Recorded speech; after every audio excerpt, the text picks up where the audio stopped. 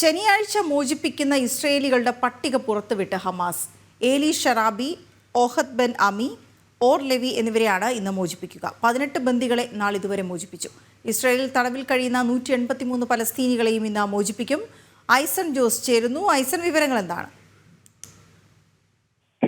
തീർച്ചയായും ഇന്നിപ്പോൾ നമുക്ക് ലഭ്യമാകുന്ന സൂചനകൾ അനുസരിച്ച് 3 ബന്ദികളുടെ കൂടി മോചനമാണ് സാധ്യമാകുന്നത്. ഓരോ ശനിയാഴ്ച തോറുമാണ് ബന്ദികളുടെ മോചനം നടക്കുക.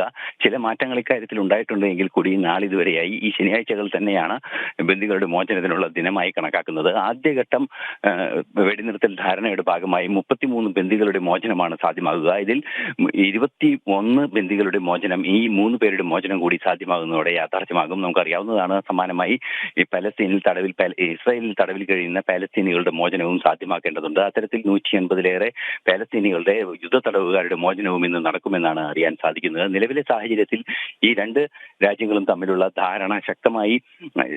ഈ വെടിനിർത്തൽ ധാരണ ശക്തമായി നടപ്പാക്കുന്നതിനുള്ള നീക്കങ്ങൾ എല്ലാ ലോകരാഷ്ട്രങ്ങളുടെ ഭാഗത്തു നിന്നും ശക്തമായി ഉണ്ടാകുന്നു എന്നതും ഒരു യാഥാർത്ഥ്യം തന്നെയാണ്. നിലവിലെ സാഹചര്യത്തിൽ ബന്ദികളുടെ മോചനം ഇന്ന് യാഥാർത്ഥ്യമാവുകയും ചെയ്യും. നമുക്കറിയാവുന്നതാണ്, കഴിഞ്ഞ തവണ ബന്ദികളുടെ മോചനം നടക്കുന്ന സമയത്ത് വലിയ തോതിലുള്ള പ്രതിഷേധം പാലസ്തീനികളുടെ ഭാഗത്തു നിന്നുണ്ടായിരുന്നു. റെഡ് ക്രോസ് ഉൾപ്പെടെയുള്ള സംവിധാനങ്ങൾ ഇതിനെതിരെ ശക്തമായ നിലപാട് സ്വീകരിക്കുകയും ചെയ്തിരുന്നു. അത്തരത്തിലുള്ള പ്രതിഷേധങ്ങൾ ഇന്ന് ഉണ്ടാകുമോ എന്ന ആശങ്ക നിലനിൽക്കുന്നുണ്ട്. എങ്കിൽ കൂടി തുടർ നടപടികളിലേക്ക് നീങ്ങാനുള്ള നടപടികളാണ് ഇപ്പോൾ പുരോഗമിച്ചുകൊണ്ടിരിക്കുന്നത്. ഇന്ന് 3 ബന്ദികളുടെ മോചനം സാധ്യമാക്കുകയും അതുപോലെ തന്നെ ഇസ്രായേൽ ജയിലിൽ കഴിയുന്ന പാലസ്തീനികളുടെ മോചനം സാധ്യമാക്കുകയും ചെയ്യുമെന്നാണ് അറിയാൻ സാധിക്കുന്നത്.